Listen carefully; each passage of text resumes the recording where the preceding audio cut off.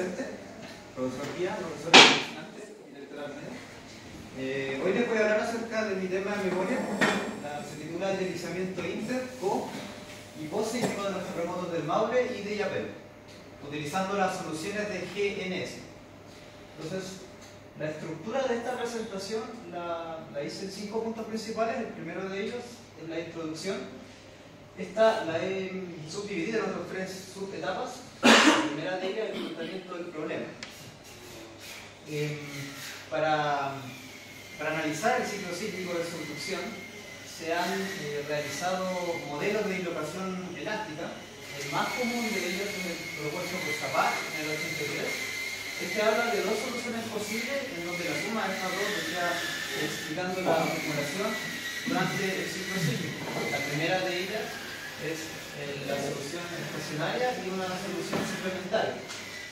Ambas con un contacto entre la placa oceánica con la continental, donde dependiendo de la fase del ciclo, esta falla se puede interpretar como una dislocación inversa o normal. Más adelante, en el 99, CIE propone otro modelo donde es una modificación del back slip model, que es el modelo anterior, el cual considera una segunda interfaz justo entre el contacto entre el slab y el manto, lo asume igual a la velocidad de la placa. Muchos otros autores han tomado esta idea y la han ejecutado, por ejemplo Kanda y Simons en 2010, o Bloch en 2014, en 2018. Y también el modelo de placa, o slab model, que es el modelo que yo utilizo en esta memoria, que lo ha desarrollado mi profesor Díaz junto con otros tesistas años atrás. Pero para explicar lo que es el slab model voy a usar otro esquema que es más simple de entender.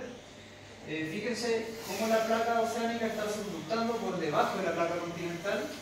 Esta es la zona sismogénica, el lugar donde ocurren las asperezas, estas zonas que están ancladas a la placa continental y que cuando rompen, producto de la subducción de la placa oceánica, que podría generar una dislocación inversa que debería explicarse el terremoto.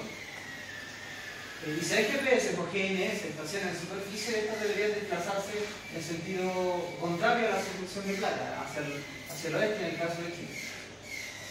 De acuerdo al modelo de Zapat, el Back Slip Model, estas mismas zonas, durante el intersísmico, antes de un terremoto, puede explicarse como si fuese una falla normal, asumiendo que las asperezas como están ancladas en la placa continental y todo está subductando, la placa continental se deforma y por tanto, si hay estaciones en superficie, estos se desplazan hacia el sentido de la subducción. O sea, esto explicaría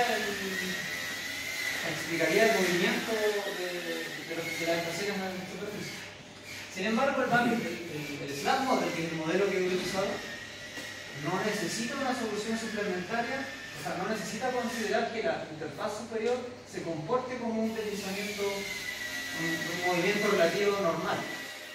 Este asume que el slab pull es esta fuerza que jala a la placa oceánica, subducta constantemente y asumiendo que la zona de la placa oceánica y parte del manto se comporta rígido, entonces habría 2 zonas de deformación principales: la interfaz que les hablé antes y el límite frágil. Entonces, estas son las 2 interfaces que considera el modelo. Y para explicar todos los movimientos, asumiendo que el slab va subductando siempre, ambas interfaces siempre tienen un único movimiento relativo durante todo el ciclo sísmico. Vale decir, un movimiento relativo tipo inverso arriba, un movimiento relativo tipo normal abajo.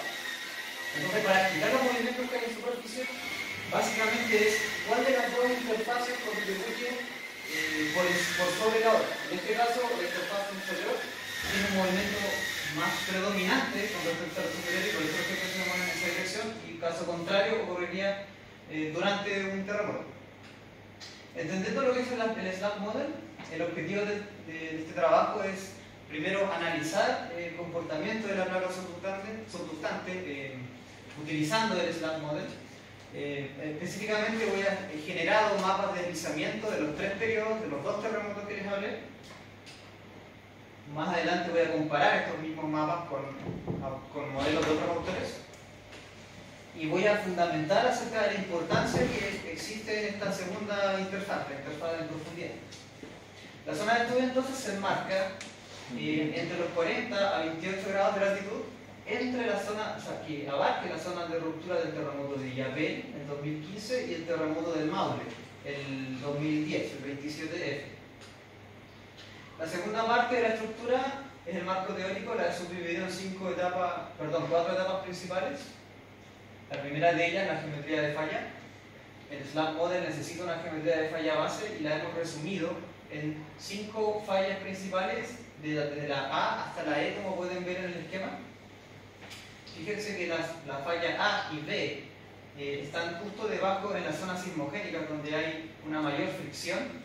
Las fallas C y D son la prolongación inmediata de las A y B, pero más en profundidad. Esta zona tiene un régimen más dúctil y por tanto asumimos que se mueve igual que la velocidad de placa. Lo mismo ocurriría con la falla E, que es una falla horizontal, justo detrás de la fosa, también en profundidad. Y para especificar un poco más el esquema, hemos subdividido cada una de estas fallas principales en un número n de fallas que depende de cada modelo. Por ejemplo, el caso del modelo intersísmico, el número de fallas que se eligió es desde el rumbo, perdón, desde el manteo, el 5 y y 27 para el strike, para el claro. Entonces, esto es básicamente para generar una idea un poco más realista de la geometría que tiene el slab. Todo el modelo se basa en las soluciones locadas que publicó el 85. No voy a colocar las ecuaciones por temas de tiempo, pero si queremos analizarlas, las podríamos ver en la zona de preguntas. Estas soluciones dicen que un desplazamiento Q, que es un desplazamiento lejano a una fuente puntual o rectangular de deformación, puede ser explicado por una función, la cual depende, obviamente, de dónde está ubicada esta zona de deformación, los ejes X y Z, y toda su geometría, el largo, el ancho, su orientación, o sea, el manteo, el strike, el rake, y por supuesto cuánto es el valor de la magnitud del slip. Pero este slip que considera Okada, que es una modificación que hemos hecho en el modelo, lo considera como una componente entre el rumbo y el manteo. Nosotros consideramos solamente el deslizamiento neto por efecto más práctico. Otro detalle es que hemos tenido que rotar el sistema porque Okada tiene su propio sistema de referencia X, Y, Z, y es más práctico usar el sistema norte, este y vertical.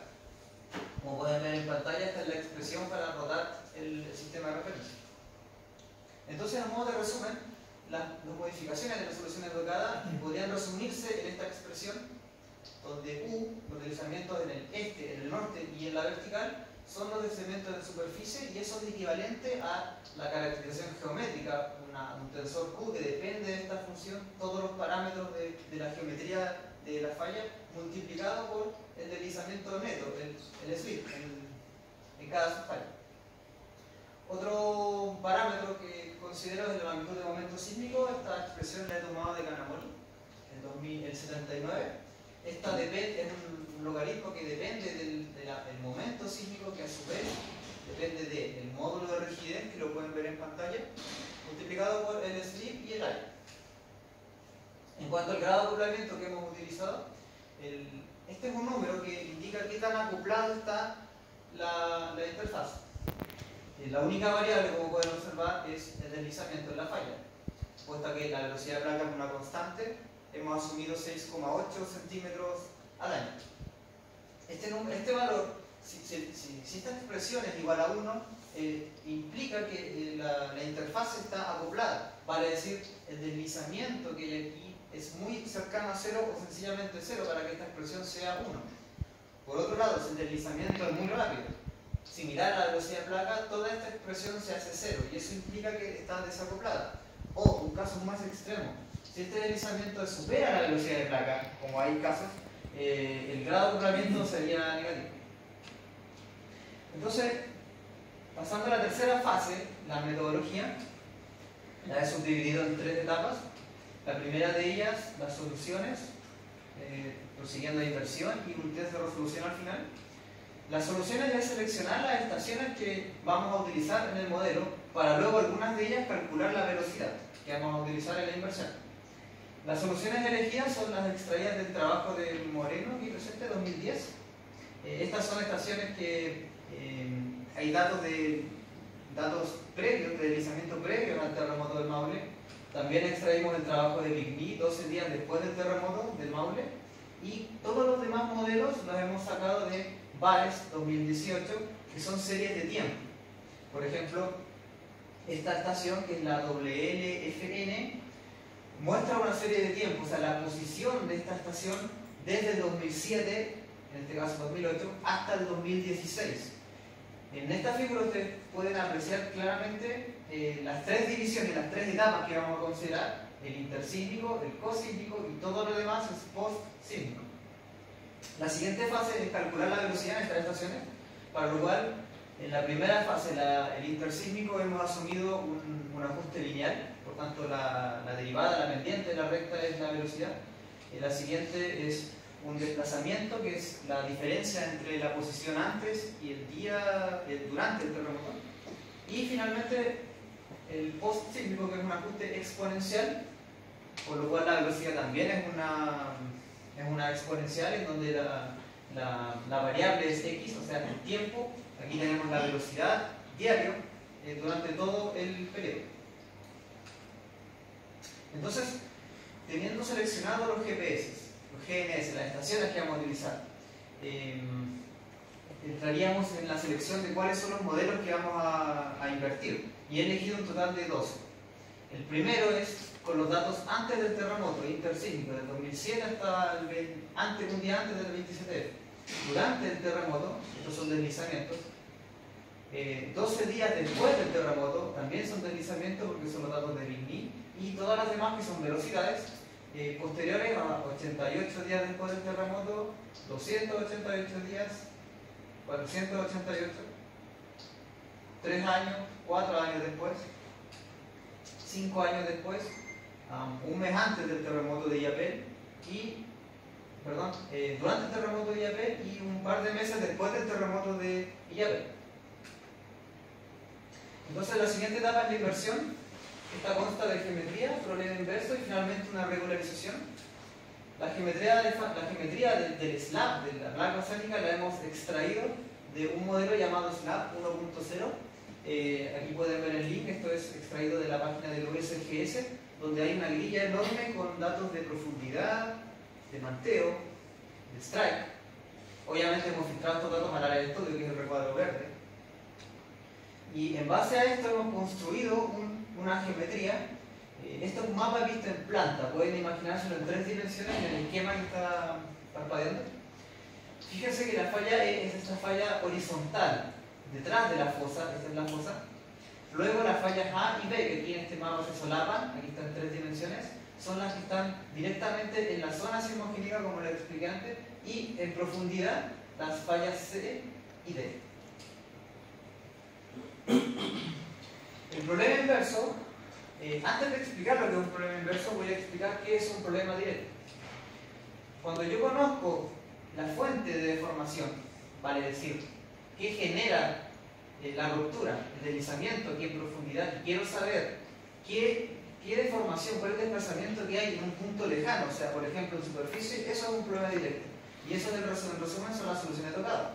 Pero el problema inverso es una contraparte.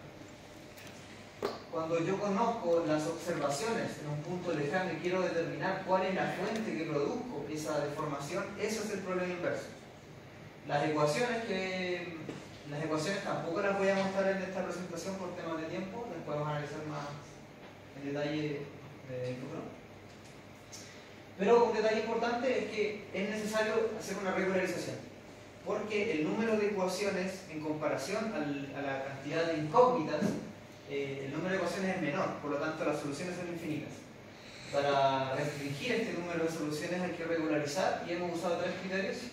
El primero es la minimización, la cual consta de utilizar 2 escalares constantes, lambda 1 y lambda 2, cada uno para cada interfaz respectivamente.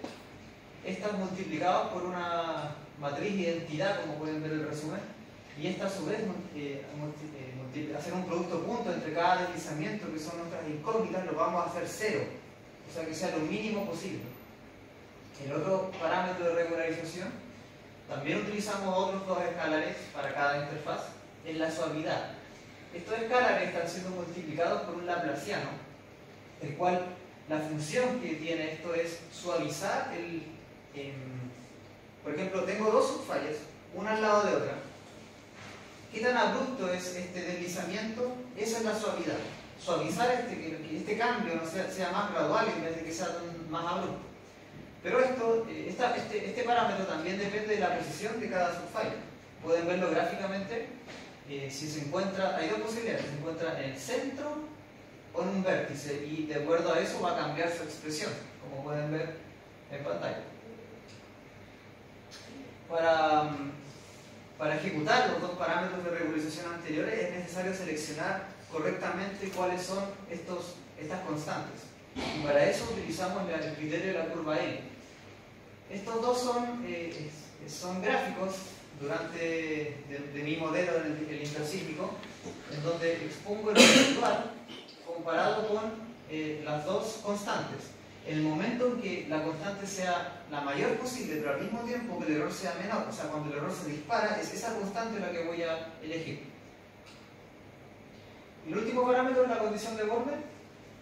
Básicamente, las fallas C, D y E, al tener un régimen más dúctil, y asumimos que tiene una velocidad igual que la velocidad de placa, en los límites de la falla A y B, asumimos que también se mueven igual a la velocidad de placa. Asumir esta condición no modifica mucho los resultados, puesto que lo hemos comprobado por lo que está aquí en medio, es prácticamente lo mismo si consideramos o no la condición de borde, esta restricción. Entonces, a modo de resumen, este es el tensor que vamos a resolver. Nuestra incógnita es los deslizamientos en A y B respectivamente. Todos estos son los parámetros de regularización, el tensor de la geometría de la falla. Estas son las observaciones de GNS, los datos desde el norte y este, respectivamente. Cabe destacar que no estamos considerando la vertical, solamente datos horizontales. Entonces pasamos a la siguiente etapa, que es el test de resolución. Es necesario hacer un test de resolución para evaluar qué tan viable, qué tan confiable son el resultado que nos arroja el modelo. Y para eso construimos hipotéticamente deslizamientos en la interfaz superior y en la interfaz inferior. Esto es una malla de ajedrez hipotética.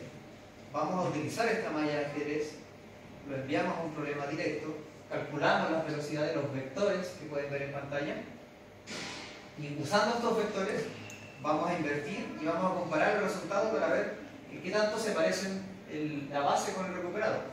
Fíjense bien en la figura, este es el recuperado, este es el caso de la distribución espacial de los datos del intersísmico. Tanto la distribución como la magnitud en este caso se parecen mucho. También hice otros test de resolución para el caso de la distribución del cosísmico del Maule. Este es el recuperado. No es tan bueno como el caso anterior, pero sigue teniendo una distribución más o menos relativamente buena, y también en cuanto a la magnitud, salvo en aquellas zonas donde la cobertura espacial no es muy buena. Lo mismo ocurriría en el cosísmico de Yapel, en donde el recuperado es solo buena directamente cuando hay una cobertura espacial, una buena cobertura espacial. Y el último test de resolución, en el post-sísmico,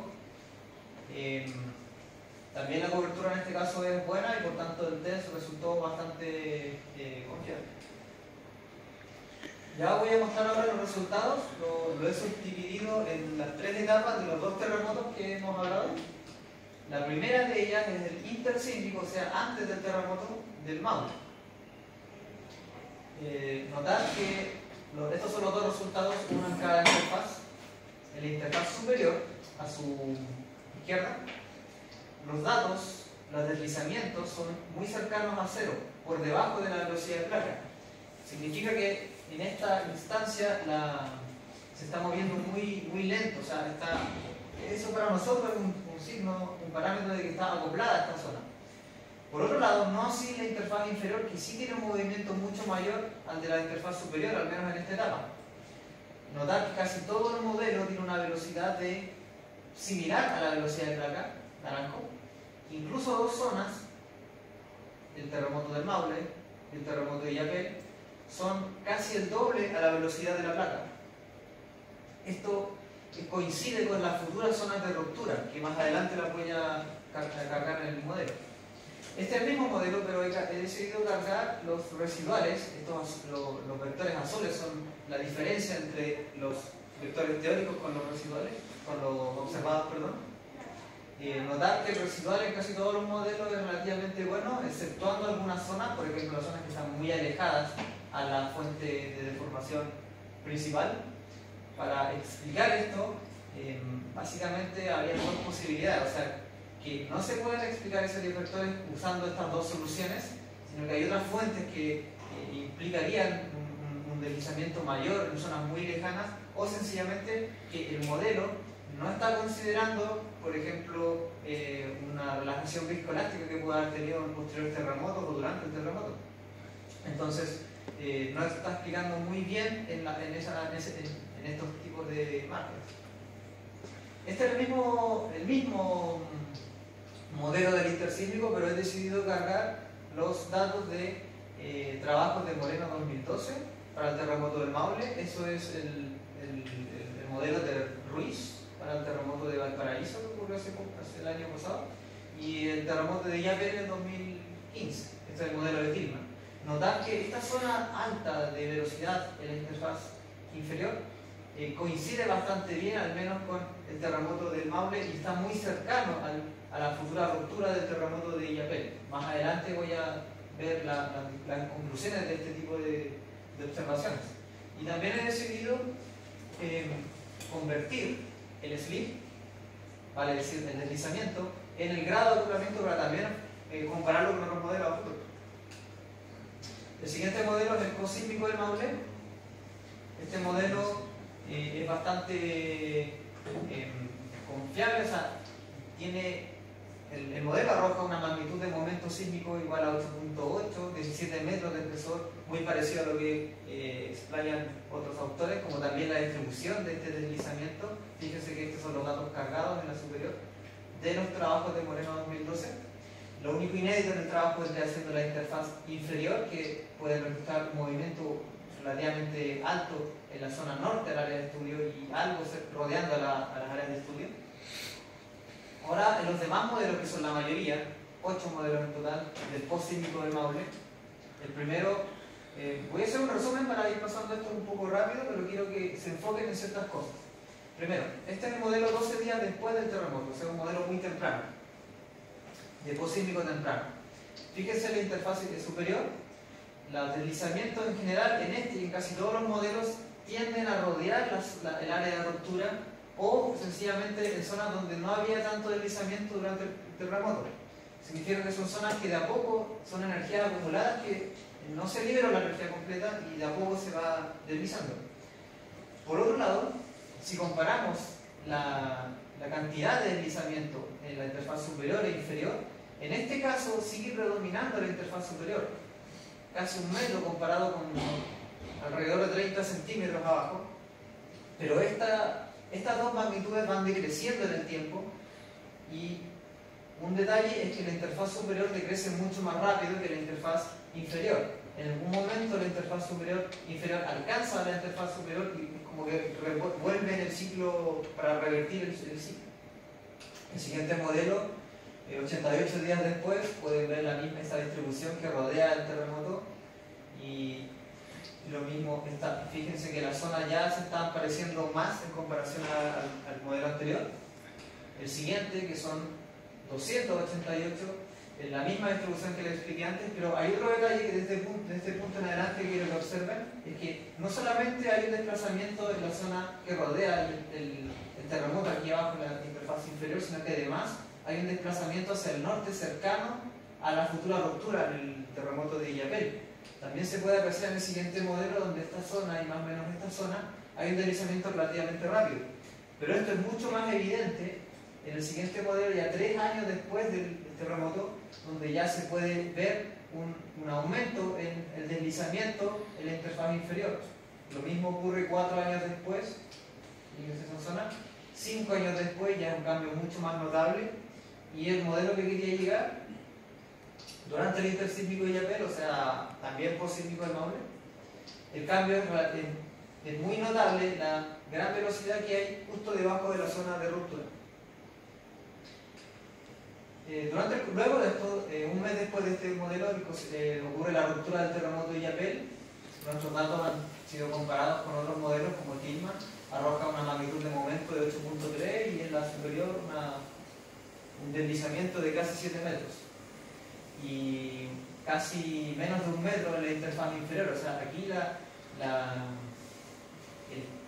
el régimen de deformación vuelve a cambiar, o sea, ya no está predominando la interfaz inferior, sino que vuelve a predominar la interfaz superior, que es una falla inversa con respecto a la inferior. Y el último modelo, que es el post-sísmico de Illapel, estos datos se utilizaron un par de meses después de este evento. Notar que los deslizamientos arriba también más o menos rodean las zonas que antes no alcanzó a liberarse la energía, y abajo ya el régimen de deformación es completamente diferente al modelo anterior, o sea, ya no hay un deslizamiento muy grande en esta zona, vuelve a cambiar el régimen. Entonces ahora voy a pasar a las discusiones y conclusiones. Las he subdividido en dos. Primero, comparar los resultados que les he mostrado con otros autores. El primero de ellos, el intersísmico del Maule, lo he comparado con el trabajo de Moreno del 2010. Aquí muestran las asperezas en los datos antes del terremoto. Este es mi modelo de aspereza, el modelo que arroja el SLAP model, nuestro grado de doblamiento. Notar que los modelos no son exactamente iguales. Si solapamos este modelo con estos límites, estas franjas de asperezas que arrojan nuestro modelo están relativamente desplazadas por lo que muestra Moreno, pero eso no es algo, no significa que ninguno de los dos modelos esté malo, sino que más bien ambos modelos consideran parámetros diferentes.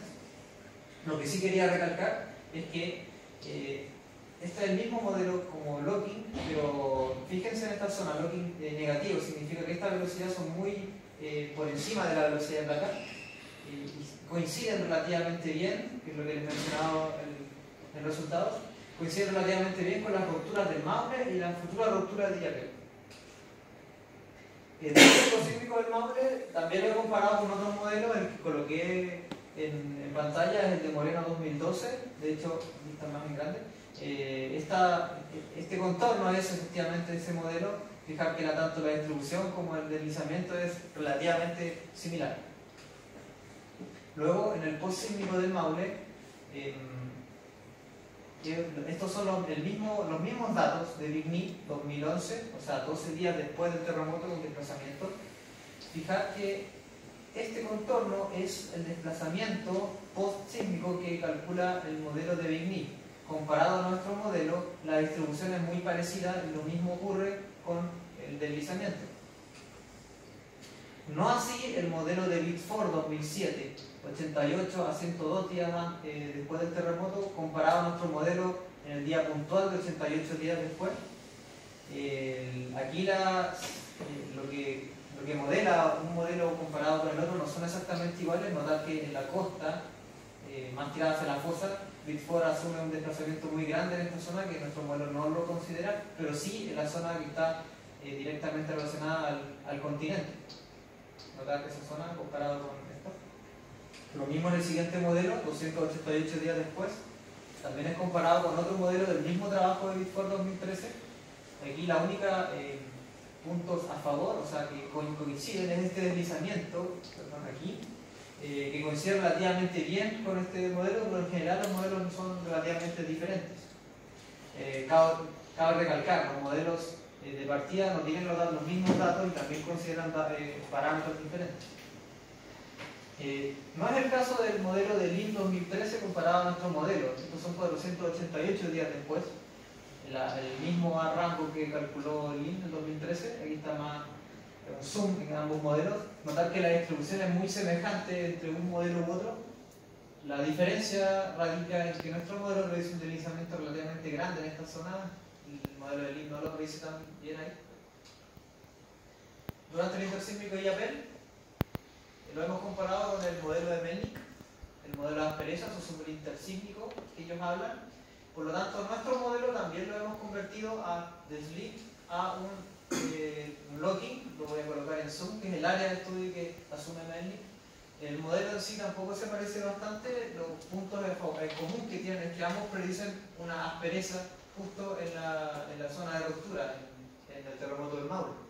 Pero la más relevancia que tiene nuestro modelo es, porque esta es la interfaz superior, es la interfaz inferior. El modelo, ¿se recuerda del modelo anterior que les mostré donde se está desplazando muy rápido? El penúltimo modelo del cosísmico del Maule, aquí no hay mucho que discutir.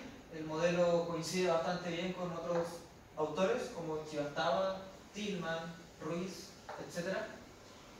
Nuestro modelo arroja una magnitud de 8.3, hay otros autores que arrojan de 8.3 a 8.4, eso depende de cada modelo, de la magnitud del deslizamiento, en nuestro caso es 7 metros aproximadamente. Y el último modelo, el cosísmico de IAPEL, también comparado con el trabajo de Chivastava, este modelo predice este deslizamiento, esta distribución al norte del área de estudio, no así en el sur. Esa es la diferencia entre uno u otro. Pero ahora una vez comparados estos modelos, quería ahora pasar a la siguiente etapa, que es discutir acerca, en realidad nuestras conclusiones acerca de la influencia que hay en esta doble interfaz. Primero que todo, analizando nuestros resultados, debido a que coinciden bastante bien en ambos casos, en el intersísmico de Maule y en el previo al terremoto de Illapel, las velocidades en la zona inferior coinciden con esta futura ruptura, por lo tanto jugarían un rol importante en el momento de gatillar un terremoto. No solo eso, sino que además ambas zonas están interactuando y están condicionando su movimiento, generando una especie de complementariedad entre uno y otro. Pero para que quede más gráfico esto, he desarrollado 4 esquemas, que esto es lo último que voy a mencionar, en donde he subdividido estos esquemas en 4 etapas: intersísmico, cosísmico, después y mucho después del terremoto del Maule. El primero de ellos, antes del terremoto del Maule, pueden apreciar nuestra idea en que la interfaz inferior es la que predomina, hay más deslizamiento, sobre todo en las zonas que están antes del terremoto del Maule, y ya en esta etapa se puede ver un deslizamiento grande cercano a la futura ruptura de Illapel. Además que esto coincide en sí con ciertos límites en la placa en la superior, que podrían marcar cuáles son los límites de la futura ruptura. Luego, durante la etapa cosísmica del Maule, el régimen cambia. Aquí el principal protagonismo lo toma la interfaz superior, una magnitud mucho mayor a lo que hay en la interfaz inferior, y esto a futuro va a cambiar el régimen de deformación durante el post-sísmico.